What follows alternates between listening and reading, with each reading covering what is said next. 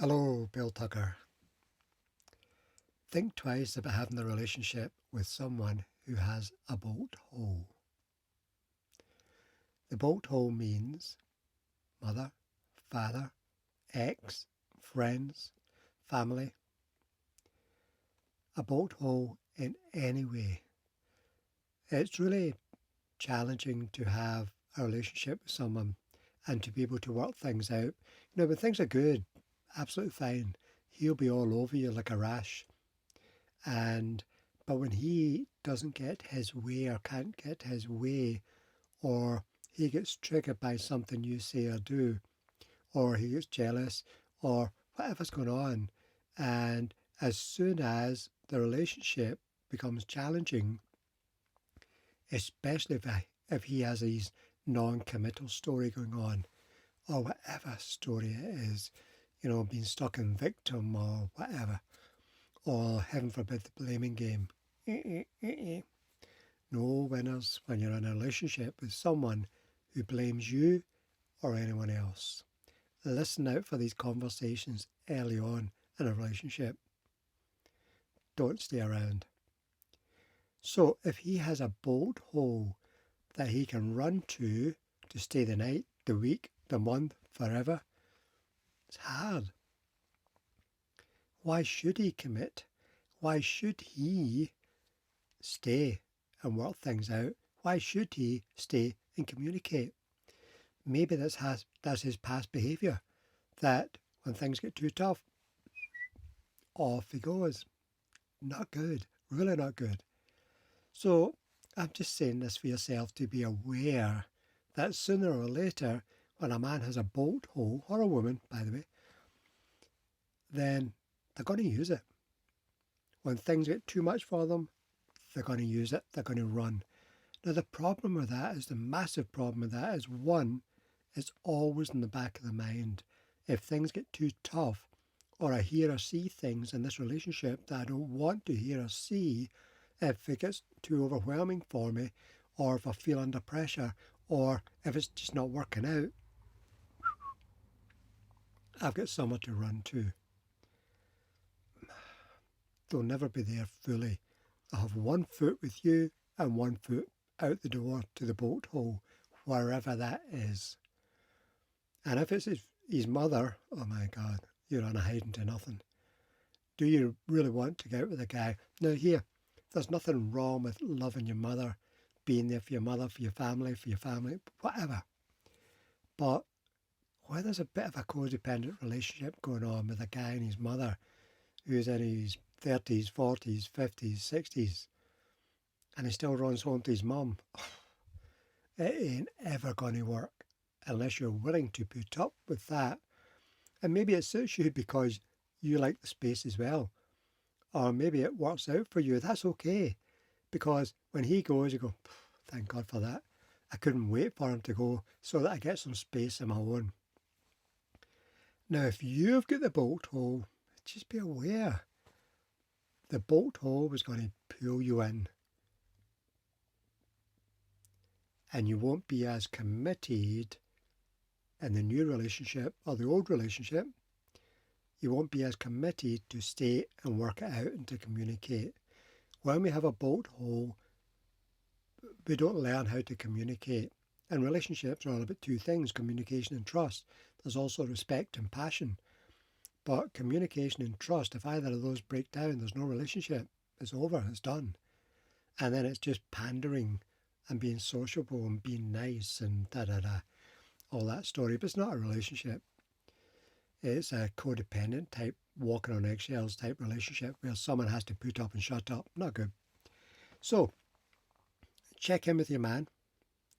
What has he done in his past relationships? If it's a new man, you want to be checking this stuff out. What happened in his past relationships? When he split up with his last partner, did he go and find a place for himself? Or did he run back to mummy? Again, if you got on with mum, dad, family, there's nothing wrong. But just be aware of your senses. That's a potential bolt hole. Now, maybe the circumstances and the practicalities were that he was caught in the hop and he was living with his girlfriend, and they'd taken on financial commitments together, and he couldn't afford to go and rent somewhere or do whatever and to be independent initially.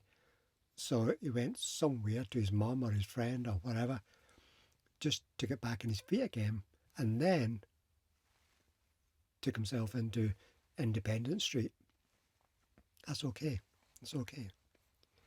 So, and it's great that we have friends or family who are there for us. Not everyone's got them, by the way, but it's good.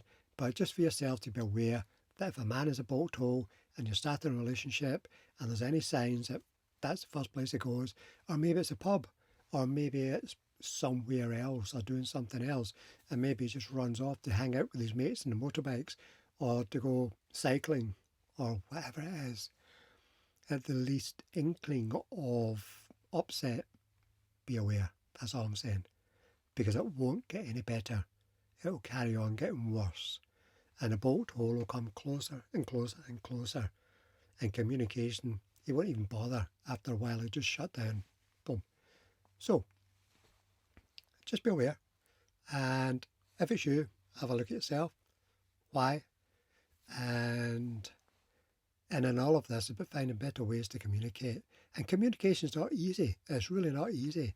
And this is why most people don't communicate in relationships, because it's not easy. We don't want to hear things. We don't want to hear about ourselves. We don't want to feel other people's pain, other people's upset. And any time we feel helpless in a relationship or a situation, then we either shut down or react. And not a good place to be. So communication is always the way out. Find a way to communicate. Even if you can't say it out loud, or if your man can't say it out loud, if he can't communicate, if he can't allow himself to go to his vulnerable place, it's a warning sign. And if you can't be vulnerable together, then there's no trust in that relationship. Because obviously we have to trust someone to allow ourselves to go to a place where we feel vulnerable in that relationship. And really that's what it's all about taking turns to hold each other and be there for each other and to support each other. So that's the ideal.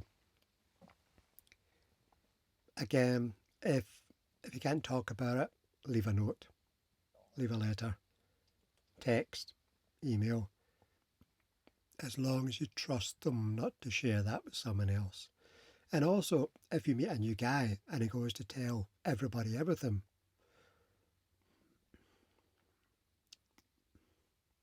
do you want to be there?